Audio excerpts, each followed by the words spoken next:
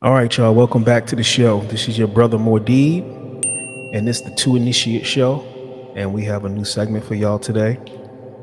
And the topic of this particular segment is called the initiation into the science of life. And me and my co-host, I'm going to get into that and unpack it. And we're going to have a really great show for y'all today. I want to introduce my co-host, Kareem. How you doing, brother? Doing great. Peace and blessings to everybody. That's what's up. That's what's up. How things going down your way, as far as weather and just the day to day? Everything's all Uh, good. it stays wet here in northwest Louisiana. So yeah, but everything's good. Everything's good. That's what's up. It was a little rainy today. Well, yesterday we had kind of a mild day. I think it was like 70 something. So I kind of enjoy. I don't like extreme, so don't give me extreme hot. Don't give me extreme cold. I'm kind of in between. But we're approaching on the pollen season, so Well, so for me, it's funny you say that. For me, I gotta start taking my decongestant medicine in mid-February because I'm bad on pollen. But yeah, we same here. also, yeah, we also have and it's funny because both of us are from up north. I never Right. had that problem when I was up there, ever. Same. It was Same. when I moved, yeah, right. As we moved to the south, that's when you had the issue. Yeah. Um, yeah, so that but Louisiana is we get hurricane seasons down here, so that's another issue that we have. But other than that, man, everything is all blessed. Right. Yeah. I'm gearing up for the pollen. Um, it ain't really hit me yet. I've been having some issues here and there. I see the buds on the trees and all that, um, which is cool. But when we start getting that dusting, yeah, it's gonna be. The yellow mist, Yeah. that's when Yeah. it's heavy. Yeah. But yeah. Today's show, initiation into the science of life. When people hear the term initiation, they automatically go to, they typically think of Freemasonry and you got your fraternities, your college fraternities and things like that. So when people hear the term initiation, they automatically kind of go to those formats when thinking about that type of process. But we're going to unpack initiation in this most basic form that applies to everybody in life, and things you go through in life are a form of initiation. But just looking at the word initiation in itself, it's kind of like rite of passage, marking an entrance or an acceptance into a group or society. And that's really on the most basic level. But when you look at another aspect of the definition of initiation, it is to initiate, to begin a process, to start. And what we're going to do, we're going to take initiation and we're going to take you from the very surface level of what most people may think it is. And we're going to unpack the deep understanding of the process and the word as it goes back into ancient times, as well as how it applies to everybody here, now, your life, everything that goes on. And it's just one of those things that most people probably don't even think about. That's why the segment is actually called the initiation into the science of life. Because if you look at life in its totality, it's a science. Living is a science. And it requires us to be scientific in our approach to solving a lot of things, because we really don't have a definitive blueprint on how to solve most challenges and issues. We kind of got to go through something to kind of get the knowledge and gain the wisdom to be able to overcome certain challenges. So, initiation into the science of life is definitely going to be a really good topic. Kareem, what's your take on initiation? How do you view, just on a basic level, how do you view initiation? So the way I view initiation is it's a universal human desire to give oneself to something that one thinks is higher than themselves, right? Right. So that's the beginning of initiation. Whether you're giving yourself to making money, whether you're giving yourself to a church, whether you give yourself to a temple, um, but it's an instinctive need. And the reason for the concept of initiation is because there's a feeling of emptiness or incompletion, or you know what I'm saying, to the human psyche. It's like I need to be a part of something to feel full. So that's why the concept of initiation, um it's extremely broad. I come from a family of, I mean, shit, most of the people in my family are AKA, but the women are AKAs. Right. Myself, I don't Right. both my grandfathers were initiated into the Masonic. I'll call it Masonic sciences, but we're Masons, Right. and we know what that. You and I, we know what that initiation was about. Right. So it's about giving oneself to something that you feel that is greater than you, and that's where people go. That's why people go to church. That's why people go to the temple. That's why people go to the masjid. So that's my concept. Because it may not it may not be, it may not, and I know I'm being real broad, but it's not necessarily initiation. That's why initiation is really broad. You can actually go through an initiation where you get poked or prodded or whatever, or you can go through initiation where it's just spiritual or mental. You can go through initiation where it's financial. So initiation is really broad, but to me, and to the base of it, it's the human desire to want to be attached to something greater than oneself. Right. When you look at basic initiations in life, people kind of negate that childbirth is a form of initiation, Absolutely. because you're going to go through something, especially if it's your first child.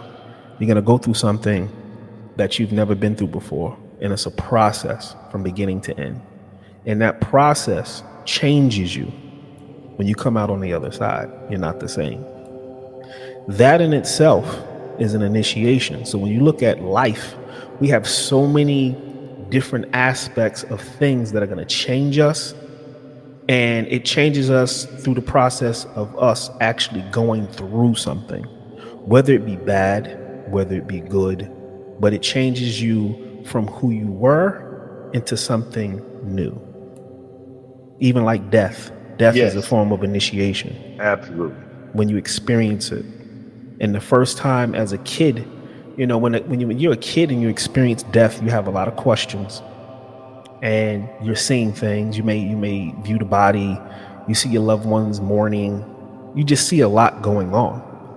But that process that you go through as a child, it changes you, and now it puts you in a position where you start to question, where did they go? What happened to them? You know, they're being buried. You go to the cemetery. The entire process is a form of initiation that changes your life forever. Another basic initiation in life is like graduation, like people who go to school when you're in high school.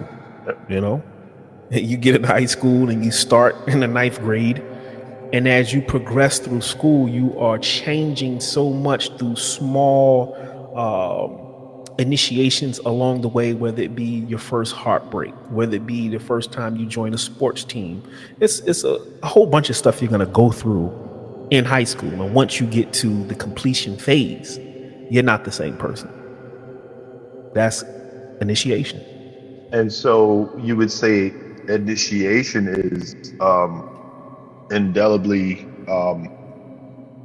ingrained in the human psyche, because we've all been through shit. I was in the army. That's an initiation, going through basic training. Right. Everything is initiation. Like so, it's part of the human psyche. It's actually as human as being human, if that makes sense. Um, Shit, you know how it was being on the football team as a freshman. Exactly. But because so nobody had to tell you that it was initiation. It was like, oh, he's a freshman, we're gonna get his ass. You know what I'm Right. saying? Like Right. it wasn't. So it's indelibly ingrained in us that in order for one to be a part of us, you have to go through a trial. You have to go, and we can, maybe in a later show we can get into, African, the tribal things, and what the Native Americans had to go through as Right. far as Right. initiation, Right. to understand, like, okay, now you can be a warrior because you went through this. You can't be an army ranger unless you go through hell. So initiation, I think, is just part of the human psyche, or Right. it's part of the human makeup, because you have to be able to. It challenges you to say, hey. And we were in the school with Saberman and Asar Setna Oba, and it was initiation. You can't just run in there and think you're going to be Asar. Right. You have to put in the work. So, yeah, That's like getting into your very first fight is a form of initiation because you've never yeah, done it before. You come out absolutely. different. Either you get beat up or you win. But the bottom line is you're not going to be the same person going through this Going through experience. Even marriage is a form of initiation. You that's for start sure. out you start out one way, and by the time it's over, and when I say over, it can be over where the relationship is not there anymore, or one person passes on, but it has to end. But you're never the same. You're never the same. And so on and so on. So I think the audience gets the gist of the initiations that we go through is a science of life that technically never ends. Right, It never ends. right. And that's what a And very go ahead. no, and I was going to say, and I think it's based on, I would say, human interaction, but it's ultimately soul to soul interaction, Right. if that makes sense. And I know it makes sense to you, but it's a feeling, because and we know this, being born, just being in a physical body, there's incompleteness, there's something missing, there's something wrong, there's imperfections, right? And so initiation kind of brings you closer to, regardless of whatever it is, it brings you closer to, like, for instance, being, I can relate to these. I live on I'm Army. I was Army, but I live on the Air Force base. I can relate to these young Air Force airmen because I've been through the initiation. I know what the initiation was. I know how it felt. I know what it is. I know where it brings you to. So I already know what they're going through because I went through it. So but I think it's always about fulfilling a desire or a need that ultimately, if you get initiated into the right science, it will teach you how to transcend that ultimately. Right. And yeah, so yeah, that's what I'm gonna say. So ultimately, initiation is a rite of passage.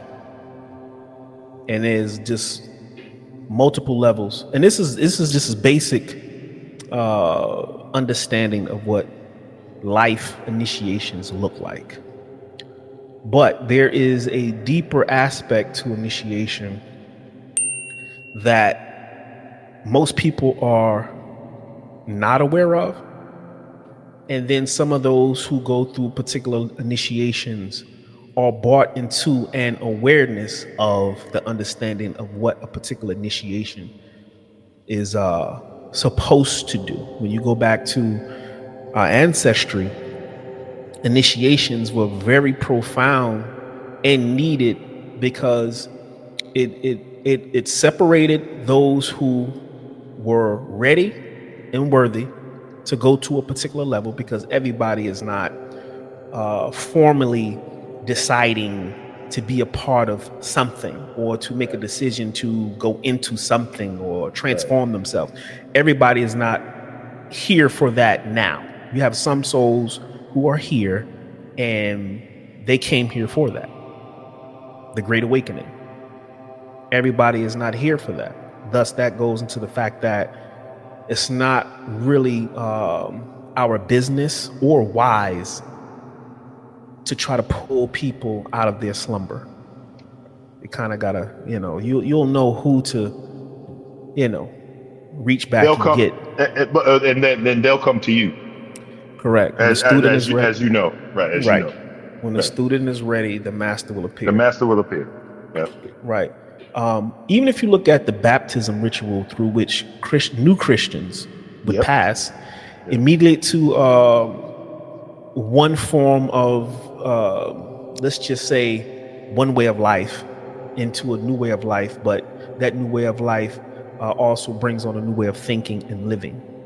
When you look at the baptism, that is an initiation. That's a Christian initiation, and it's supposed to change you psychologically, spiritually, and set you on a new course. So I think the audience has a good gist of what initiations are on a very basic human level. But let's get into the deeper aspect of what some of these sacred initiations are and how you have a formal acceptance between a guru, a spiritual teacher, or a spiritual master, preceptor, whatever you want to call it, the enlightened personality, which is the teacher, and the disciple. Yeah, go ahead. So I was going to say, so in that light, initiation. So in the light of, and now we're going into our realm. Right. In our realm, initiation shouldn't be thought of as an event. You know what I'm saying? It's more so a process of embarking on a spiritual journey that ultimately will lead you to spiritual enlightenment. Like that's ultimately what I don't want to say the grand, like it's like the end of the story. Like, oh, we talk about initiation into this and that, this and that, but ultimately being initiated into, and it's tricky because you have to, because we were initiated into the Nuwabian sciences. But my point is that being initiated into, into the spirit realm is more so about embarking on a journey. So now you've made the decision to say, okay, I'm going to work to sublimate the ego. I'm going to work to study the myth, the ritual, and the mysticism. That's a higher level of initiation. So that's when in my opinion, that's when and I think we could talk about this in another show, but you've evolved to a point where you can understand that, because some people can't grasp that. So Most people won't grasp it because they're not in a space of kind of like when, and let me give a little context, because even though we started out at one juncture with one particular teacher with a particular science, it didn't end there. right, We actually left one yes, school of thought to into another one. Now, dealing with the Nuwabians, that was the beginning to me, for me, in my perspective. That was the beginning. Me too. I know what you're about to. I know what you're about to say. Me too. Yep. To at least open our eyes to Open say our eyes. there's more. Right. There's more. Absolutely. 100%. And it fed the ego a lot, being a part of that. But you had particular souls who have come here during this life, and they want the real deal. They want to feed their soul. So they're not going to stay in let's just say a particular area of growth and just kind of stay stagnant there. They want more, because when you're feeding the soul and you're in a particular school, which feeds the soul to a degree, but it also feeds the ego more. Because most people, they want to get initiated, they want to be down with some shit. They want, they want to have the fancy shit on their cars, and they want the camaraderie and the brotherhood, and just to say, I know some shit you don't know, and The all that goofy. Q Yeah, dogs, Q dog, the yeah, divine nine. Yeah, and I yeah, get it. Yeah, I get it. yeah, It's okay. yeah. And that feeds the ego. And it's good out here in the world if you just moving and shaking for as deals and things like that. But you have some people here, their soul is on a mission to get back to source. So they're not going to stay there. I can kind of agree.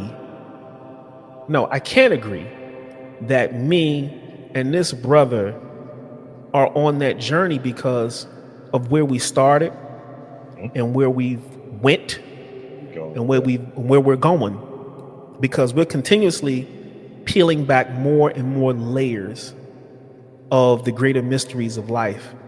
We didn't stay with being flashy and being seen because that was cool, but we had a burning desire to want to know more. What's behind that door? Our soul was on a mission to figure those things out. So we went from one school to another school To that another school. Yep. that dealt more with the science. With the sciences, right? Yeah, Yeah. Look, I can finish the sentence for you, but go ahead. I'm sorry, but I feel you. Yeah. Yeah, you can go ahead. You can go ahead. Yeah. Because I think like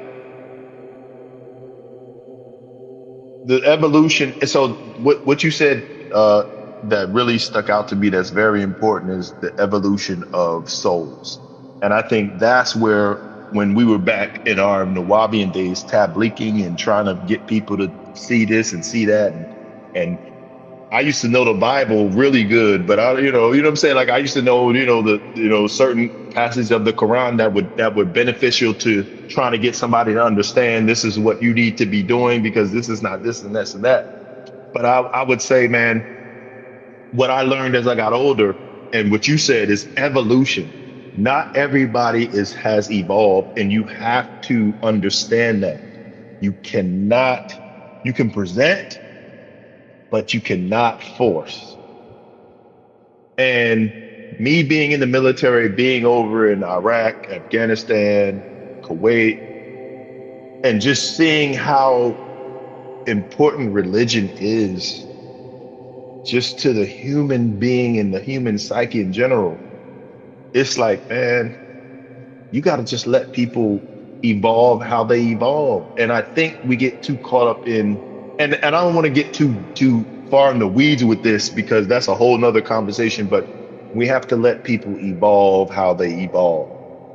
And you know what I'm saying without me saying it. Right. You have to let people come up. They're gonna go through different phases of different lifetimes, of which allows them to accept certain things that we can't accept. And so that's the most important part. That's how I had to learn to give grace and to stop pushing people and trying to get people to see my side of things, and just understand that we all evolve. Because, and I'm just gonna have to say it, we not only evolve in this lifetime, but it's many lifetimes. So when you really stop, reflect, and meditate on that, that's when you just have to if once you accept it, you accept people for where they are. But you can give, you can always speak and give what you have, give the energy that you have. But there's no need to be combative, because you're combating the universe, and that's not, I'm saying, that's only going to lead you to a brick wall. Right. So yeah, I just wanted to say that. Yeah, the evolution aspect is a mechanic of life that is necessary. And what I learned the first time I think I had my pre-awakening, I was actually upset when you learn about historical things where they kind of lied about this and they lied about that, and this is fucked up, and Right. they didn't tell the truth about that, and they hid this and blah blah blah. You realize that somebody lied to you. You realize that things have been changed. You realize that, I've been going along with the program this long and realizing it was some BS to a degree. And you go through this phase of hurt and anger, and now you're on a mission to wake everybody up and save the world. And I had to go through that, and that was a form of initiation. And that initiation led me to realize that the world didn't need saving at all. If you look at the phenomenal universe as we know it, is perfect in its design. No mistakes. The only thing that is, I'm not even going to say out of order, but the only challenge that we have here is man's relationship to nature. We have a distorted relationship with nature. And when I say nature, I'm talking about the phenomenal universe. So when you have a not so great relationship with the reality around you, that's what brings the challenges. But that's not to say the world is fucked up. Right. Absolutely. 100%. Your relationship to the world is your problem. Yep.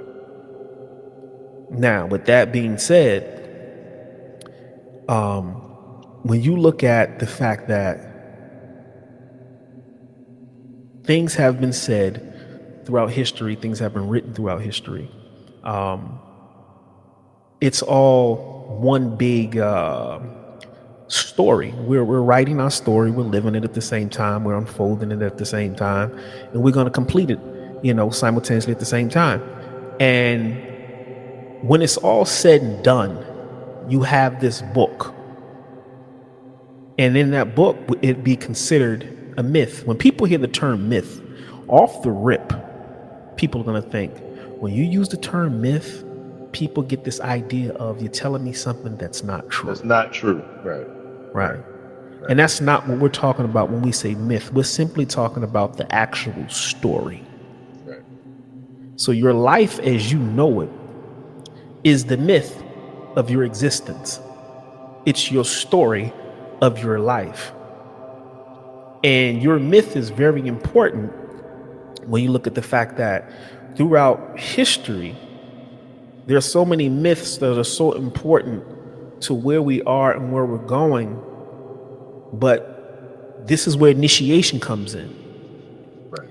Most people, when they get the myth or the story, they get surface stuff. Like when people go to church, they get the surface breakdown of things. They get that, okay, Jonah in the whale and he swallowed him, and then you got Sodom and Gomorrah, and then they parted the Red Sea, and people are taking these things literal. They're like, okay, cool, Right. It's like a good movie script, and Right. people are reading it and so forth and so on. This is the myth. This is the story.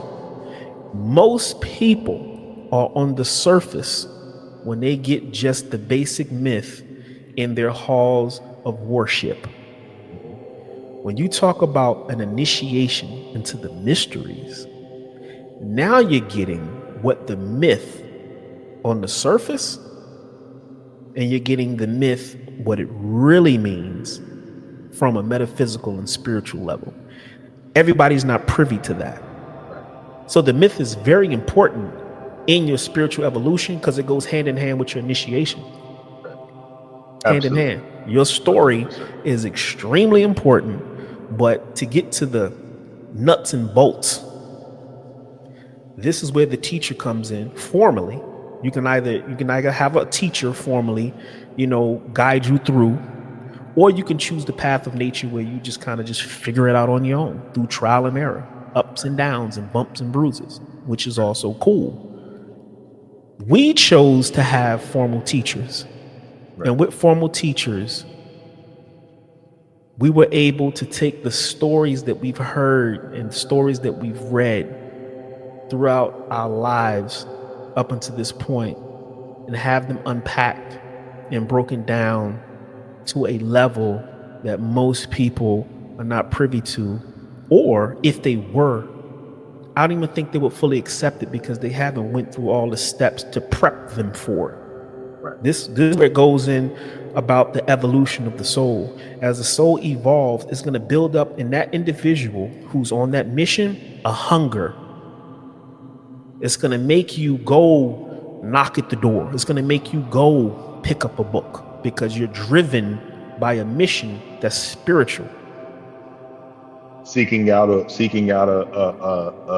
spiritual preceptor, and it may take 1, 2, 3, 4, 5, but finding the one that speaks to the level of the level of spiritual evolution that you're on. Right. Yes. So I'll say, when you say myth and mythology, you cannot say myth and mythology without saying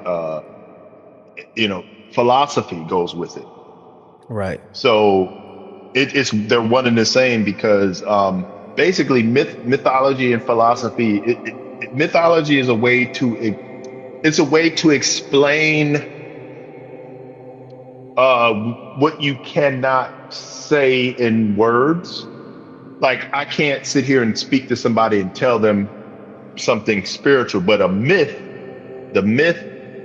is the way to explain that to someone that's seeking, that's on a spiritual journey. It's a way to explain the philosophy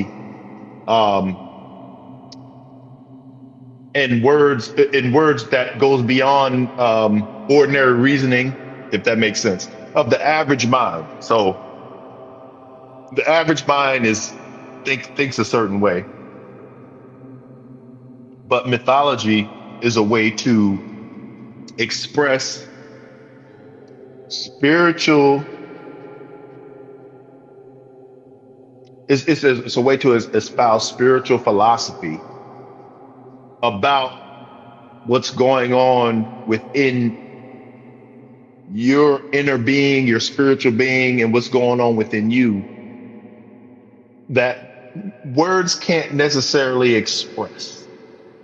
So that's why when we're young and we're kids, it's story time.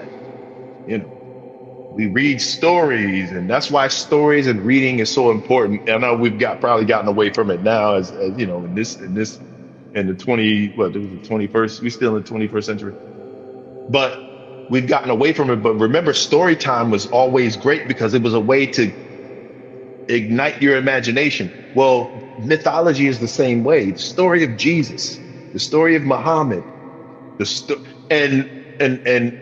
story of Heru, the story of Krishna, the story of Buddha.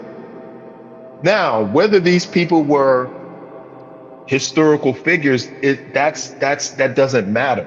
It's the story, and are you still there? Yeah, I'm here. Okay. All right. It's the story. And mythology and philosophy brings rich symbolism to spiritual practice. So the story of Jesus is very important, but it's not taught as, hey, Jesus is you. You are Jesus. Now, get your shit together. If you know what I'm saying, in so many words. So that's why I think myth is so important. And then myth leads to mysticism, which that's another story for another day. But myth is great, and that's why you got the story of Jesus, and then you got the ritual. When we've been through this school. The ritual is the catching the Holy Ghost in the spirituality, and so from our perspective, it was the drumming. Man, you'd be on that djembe, man. You was the best. You was the best on that djembe, and we'd be playing the hand drums, and we'd be doing the systems, and you would just, I know you felt it, where you enter a different vibration, and it's like, yo, you just, woo. And so I say all that to say, and then I'm gonna get to my point. I'm gonna let you go. But imagine a true understanding the mythology and the philosophy along with the ritual, and then the mysticism, which ultimately that's the myth and philosophy is ultimately the lead to the mysticism, which ultimately is telling you, hey, you actually transcend all of it. So I just wanted to say that. Yeah. Right. Yeah, this is why I want our ancient ancestors, when you look at Kemet,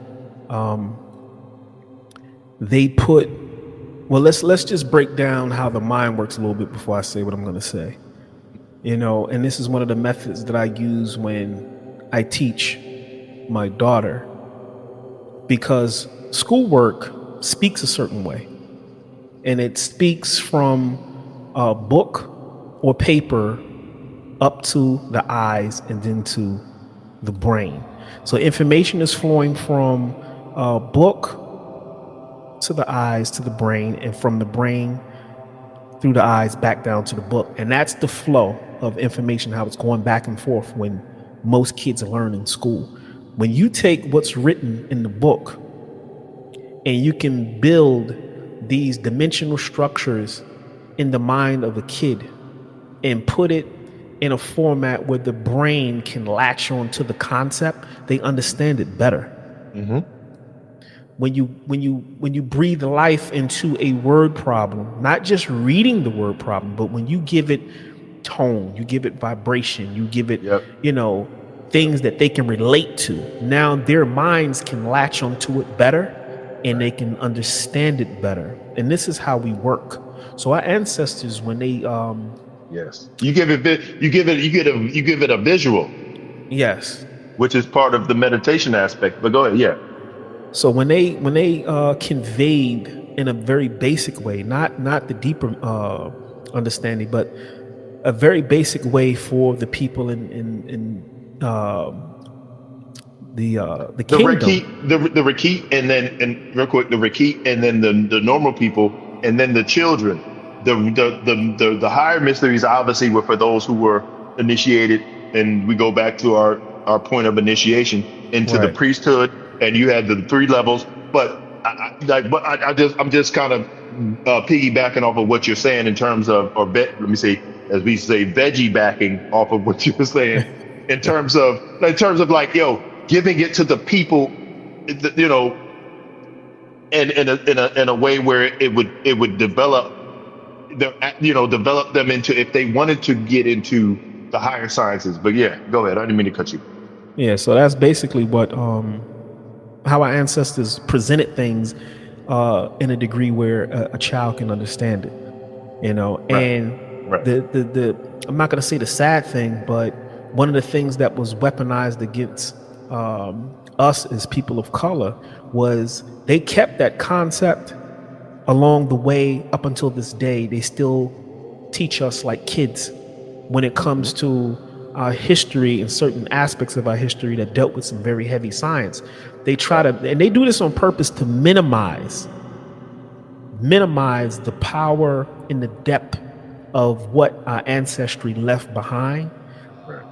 Example, they mummified their dead and they buried them with all these riches because they thought they were going to come back in these bodies and live again. They would say things like this that made no logical sense. Right. They would say, "Oh, they had crocodile heads and they bird heads and dog heads and things of such." Heads. Yes, and these were just masks, but those masks were symbolic of something. They don't give you the full understanding. They keep it in a format where it's when you hear it today, it sounds like some bullshit. Right. It sounds like polytheistic. It sounds like, they're worshiping, a crocodile. You worshiping a cat and a dog, and it's just like, no, trust me, I'm very skeptical about anything I see about Kemet. I don't watch it because I don't like to get into that, because I know the deeper aspects of it. But yeah, go ahead. And this is I understand what you're saying. And this is what they've been perpetuating for so long. For so long, guys, so long. They've weaponized it. And Yes. of course you have the aspect of it where you have the initiates who understand the higher sciences. But I think at this stage in our evolution, just as people of color, you don't have to give a person the full totality of what the higher sciences are, but you can still say, yeah, they had these heads, this, that, and the third, but these heads were symbolic of something else. And if you wanted to know what that thing was, then you have something to aspire to. But Right. don't make it seem like we were just goofies and just doing goofy shit. And Right. that's simply not the thing. So when you look at myth is so important across the board because it actually gives the foundation to how we live to this day. Absolutely. It gives structure to society. When It you look does. at Yeah. when you look at the myth, Yeah. like take for instance, myth or the stories, whether it be the Bible, the Quran, Bhagavad Gita, whatever book you want to read, it's going to give you moral guidance. Mhm. It's going to give you a hero that Yep. embodies positive traits. It's going to give you villains representing negative qualities, serving as a way to teach ethical principles and proper behavior. Right. So if you look at the stories and the myths that are written in these books, it shapes society from a moral standpoint to teach us how to act. When you look Absolutely. at it, Absolutely. And they're through stories and like similes. That's the way you convey the meaning of you can convey meaning of a deep philosophy or deep philosophical thought. You know what I'm saying? Like you remember. So I don't know. I've seen it. I didn't never have it, but you remember. But you can visualize the old grandpa sitting around telling the old stories to his grandkids right? about this happened and this and this and that. He's like, so you remember Oba Asar Setna talking about you have to romanticize. You have to, listen, Yeah, I know look, that was that you romanticize, but you become Asar. You become Heru. You become Satuk because you got an ego. And I'm not trying to get too deep in this for this conversation, but you know what I'm saying. And I hate to say you know what I'm saying because I know there's people that are going to be listening, but you become all the characters that you're you hearing become about. you because and you become those characters because those characters are you. Right. And so and the one thing that triggered me when you said stories, and I'll come with say similes as well. Um, that they carry a message that touches the heart of the listener, especially if the listener has been prepped into understanding what this myth is going to be about. Like for instance, we knew, or at least I knew, we knew when we were going into there. I had to learn about the myth of Asar Set in Heru, right? I had to, so my heart was open to it. And the more I studied the myth, even though I'm not a master of it by far, but the more I studied it, I'm like, oh yeah, this is every day for me. This is my life Right. from a spiritual perspective. So yeah, so mythology, and that's why I say mythology and philosophy.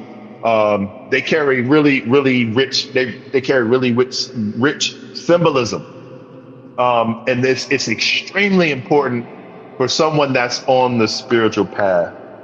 Um, don't deny the myth because the myth is talking about you.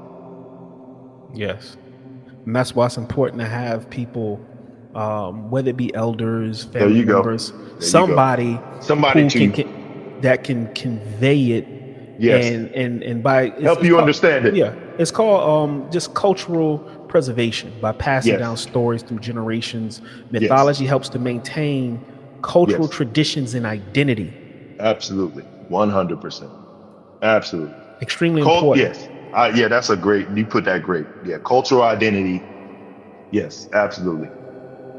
Another aspect of the myth or the story for those who are listening, why it's important. And keep in mind, we're referencing certain texts and things that relate to religion and spirituality, but this also applies to your everyday life, because your story, your life, where you've been, your travels, your ups, your downs, your family, that's your myth. It's very important. But it also offers an aspect of psychological support, because myths can provide comfort, Hmm. reassurance by addressing fears, especially like death, and Hmm. offering hope for people, tinkering around with the concept of an afterlife or just spiritual Yes. existence in itself. Yes. Extremely Yes. important. Yes. Extremely important. But I think to wrap up myth, the symbolic meaning of the story that's been written down, whether it be the Bible or the Quran or these other books, most myths are not meant to be interpreted literally, Right. but rather as a symbolic representation of deeper truths about human nature and the cosmos. And yeah, human nature, and then about what's going on internally with you, the battle that you have as a human being, the battle with your ego, the battle with peace, the battle with, you know, dealing with, because you can relate myth to anything that you're dealing with in life, job, business, anything. Ego versus your higher self versus, and I'm speaking, and whenever I speak about myth, the myth that I can subscribe to is the Saurian resurrection. That's the myth that I have the most information and knowledge on. As far as it's like, because of ego, your soul suffers. Your soul is chopped into many pieces. Wisdom can bring it back, but it still has to fight the ego. So I just wanted to make that point. But yeah, you're right. Yeah, 100. Right, right. And these are some of the most when you peel back some of the layers of reality, it deals with some of the most profound questions about society, because we're dealing with the rites of passage, we're dealing with transformation, and we're dealing with spiritual awakening. And for those who choose to go behind temple walls to get these lessons, that's just one thing. But the average everyday person needs to consider the fact that they're living their own story. And even when you take the writings that have been written in some of these ancient texts, like the brother said, we're playing every part in these stories, and you can take those ancient stories and apply them to your life. It has nothing to do with religion. Right. It has nothing to do with religion, but it has everything to do with fundamental framework of human existence that can be applied to every aspect, even the dude standing on the corner with a 40. Right. Right. Right. Right. And that's what we want people to understand, that you don't have to be tied to a particular faith or anything. The Right. science of life applies to everybody. Everybody.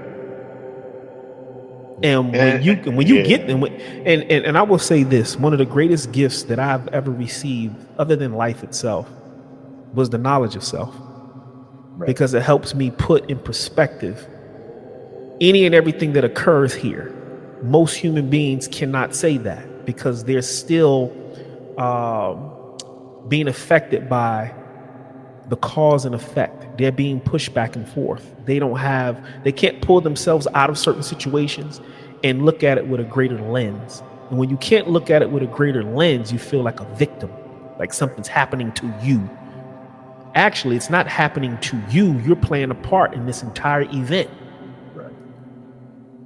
So when I say the greatest gift that I've ever received, other than life itself, was knowledge of self, is because the perspective that I can that which I can observe events that can take place in my life. And I'm not sitting here saying I'm some guru or somebody who, just mastered all this shit. No, I'm not saying that. What I'm saying is there's not too much that I question. Put it that way. Right. And as being I've always said you're my spiritual partner, and it has nothing to do with gender. You know what I'm saying? Like motherfuckers, oh man, them gays. It's Right. not that. It's not that. It's just like I understand what like what you just said. I understand it wholeheartedly because it kind of transcends it transcends gender, it transcends ego. But like you said, we're not sitting here acting like we're some gurus.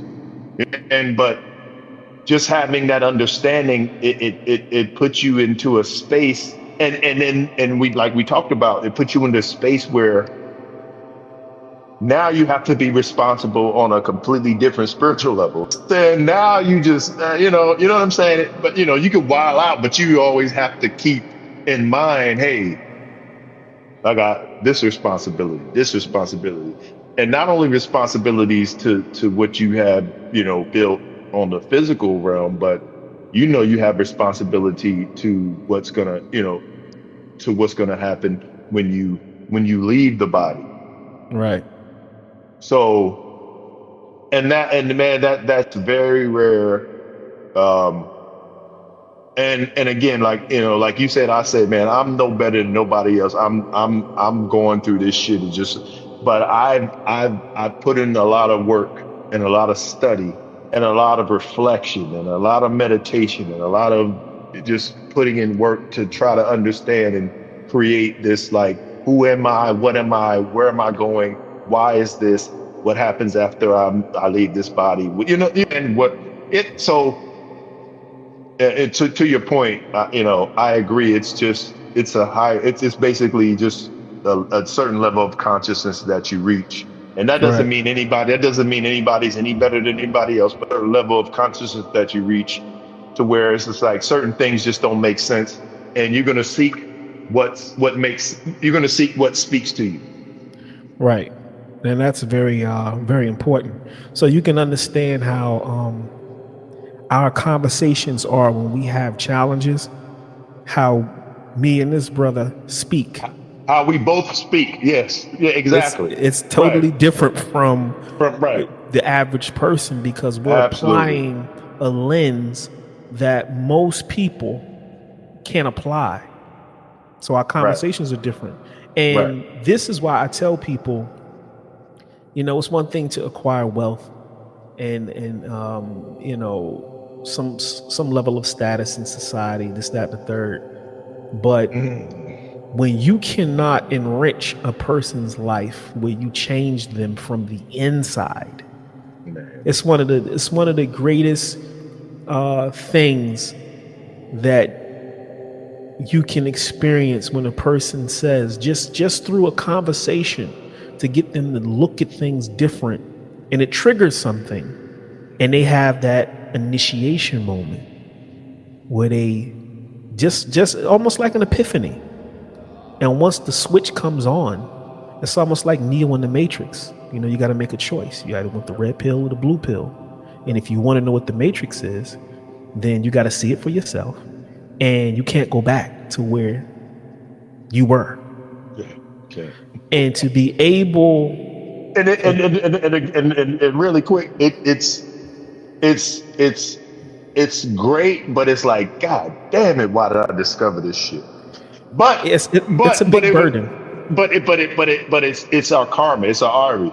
We were, when the like you said earlier, when the student is ready, the master will appear. So We came here for this, in yeah, other words.